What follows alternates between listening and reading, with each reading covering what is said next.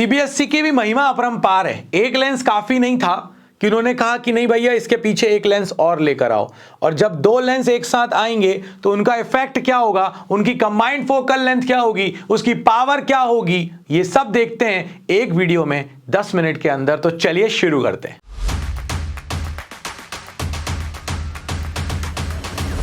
किसी भी डेरिवेशन को करने के लिए लेनी पड़ती है बाबा जी की बूटी। तो चलिए बूटी सेक्शन से ही शुरुआत करते हैं। बाबा की बूटी सेक्शन में आपका स्वागत है। सबसे पहली बात तो यहां पर अपने पास इमेज को समझो। यहां पर कितने लेंसेज हैं आपके पास? दो लेंसेज हैं। अगर आपके पास यहां पर दो लेंसेज हैं L1 एंड L2, तो ये लेंस पहला है।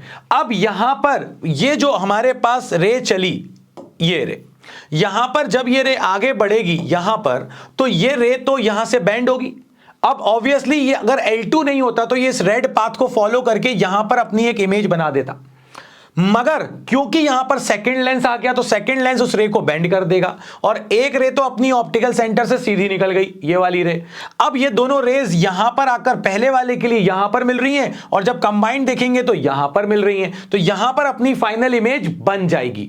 मतलब कि यहां पर भी वही कंडीशन हो रही है जो लेंस मेकर फॉर्मूले में हुई थी। वहां पर दो सरफेसेस ले रहे थे, यहां पर अपन दो लेंस ले रहे हैं। पहले वाले लेंस ने जो रे लेकर गया वो यहां लेकर जा रहा था, और एक रे सीधी लेकर जा रहा था। यहां पर अपने पास इमेज बन रही थी, और वो जो इमेज बन रही है वो ऑब्जेक्ट की तरह काम करेगी दूसरे लेंस के लिए। सो अगर यहां पर अपन देखें बूटी में, तो ये क्या कहता है? Image formed by L1 act as a object for L2।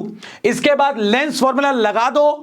पहले वाले लेंस के लिए 1/f is equal to 1/v minus 1/u, दूसरे वाले के लिए भी 1/f is equal to 1/v minus 1/u। दोनों लगा दिए, दोनों को ऐड कर दो, कहानी खत्म हो गई, डेरिवेशन ओवर हो गया दोस्तों। बूटी भी खत्म हो गई और डेरिवेशन भी ओवर हो गया। कर दे खत्म, कर देते हैं, मगर अजम्पशंस लिख लो। लेंसेज आर वेरी थिन, क्योंकि डिस्टेंस कहां से निकाले? यहां से निकाले, यहां से निकाले, तो अपन बीच में से निकालते हैं डिस्टेंस, क्योंकि लेंसेज को पतला ले लिया। इसके बाद ऑब्जेक्ट अपन ने पॉइंट साइज की ले ली। तो ये दो अजम्पशंस हैं। रेज भी बहुत पास हैं अपने प्रिंसिपल एक्सिस के। 2 से 3 ये अजम्पशंस लिखना बहुत ज्यादा जरूरी है। अब आ जाओ, पहला वाला लेंस L1 ये हो गया।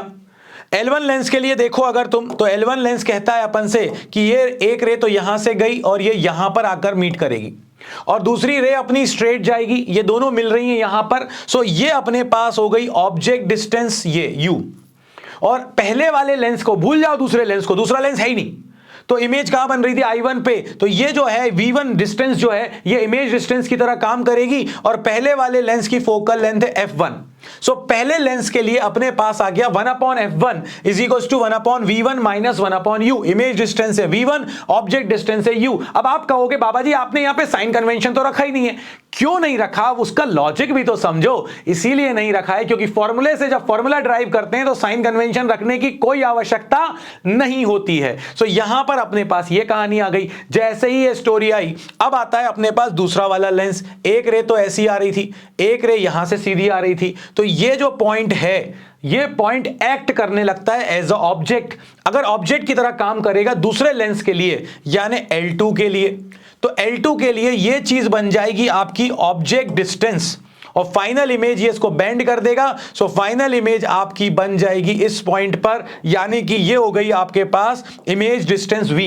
सो अगर अपन सेकंड वाले लेंस के लिए लिखें तो अपन क्या लिखेंगे? ऑब्जेक्ट डिस्टेंस हो गई V1, इमेज डिस्टेंस है V।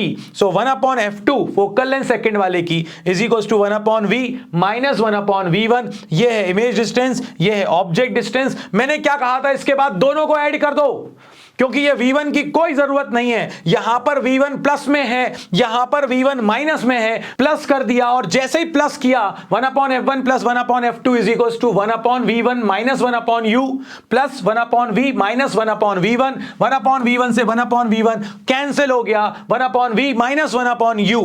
और ये चीज क्या बनेगी? सोचो, अगर ये पूरा का पूरा एक लेंस होता, अगर ये पूरा का पूरा एक लेंस होता तो ऑब्जेक्ट होती U पर और डायरेक्ट फाइनली इमेज बन रही होती V पर। तो ये हो जाएगा 1/v माइनस 1/u। ये हो गया इक्विवेलेंट फोकल लेंथ। सो ये आपके पास आ गया 1/f equivalent is 1/f1 plus 1/f2। और पावर की अगर बात कर रहे हैं अपन तो 1/f क्या होता है अपने पास? पावर। सो 1/f1 हो गया P1, 1/f2 हो गया P2, 1/f इक्विवेलेंट हो गया P इक्विवेलेंट। कहानी खत्म, पैसा हजम हो गया आपके पास कॉम्बिनेशन ऑफ लेंस का डेरिवेशन। अब आते हैं, अगर इन दोनों लेंस के बीच में डिस्टेंस होती d तो क्या करते? तो ये करते आप कि भैया ये जो फॉर्मूला है ये आपके एनसीईआरटी में दिया हुआ है, इसका डेरिवेशन नहीं करना है। 1/f1 plus 1/f2 minus d/f1/f2 आपके पास खत्म हो जाएगा। ये भी फॉर्मूला और डेरिवेशन भी हो गया ओवर। लो भाई खत्म। आगे बढ़े, एक केस और स्पेशल दिखाता हूं तुमको। अगर आप एक कॉन्वेक्स और एक कॉन्केव को कंबाइन कर रहे हो तो भैया एक की फोकल लेंथ तो अपने पास पॉजिटिव है, दूसरे की फोकल लेंथ नेगेटिव है, मगर मैं स्पेशल केस ले रहा हूं कि दोनों की फोकल लेंथ f ही है, मगर ये प्लस का f1 है और दूसरा वाला माइनस का f है। तो ये अपने पास क्या आ जाएगा? 1/f equivalent is 1/f1 plus 1/f2। f1 की जगह प्लस f, F2 की जगह पर माइनस f क्योंकि कॉन्केव है। सॉल्व करो, ये कैंसिल होके हो गया 0। 1/0 हो जाएगा इनफाइनाइट, यानी कि F equivalent will be infinite.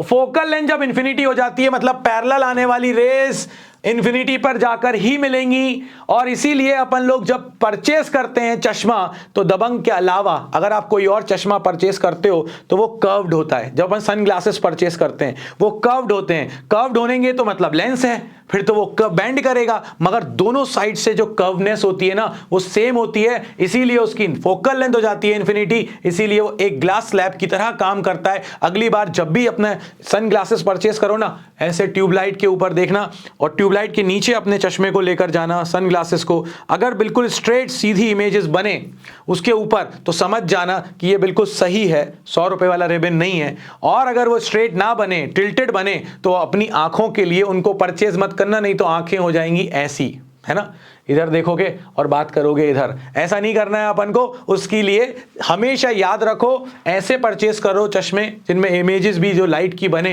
वो बिल्कुल सीधी बने। सो ये एक स्पेशल केस था। अगर एक कॉनकेव और एक कॉन्वेक्स को अगर आपने कंबाइन कर दिया तो यहां पर it will act like a plane glass slab, अगर दोनों की फोकल लेंथ क्या आ जाए अपने पास सेम। तो बाबा जी ने 10 मिनट के अंदर यह भी खत्म कर दिया कि पावर कंबाइंड लेंसेज की क्या निकलेगी, कंबाइंड की फोकल लेंथ क्या निकलेगी, और 2 स्पेशल केस आपको बोनस में भी दे दिए। मिलते हैं नेक्स्ट वीडियो में। लाइक शेयर सब्सक्राइब करना बिल्कुल मत भूलना। इस वीडियो में इतना ही। जय हो।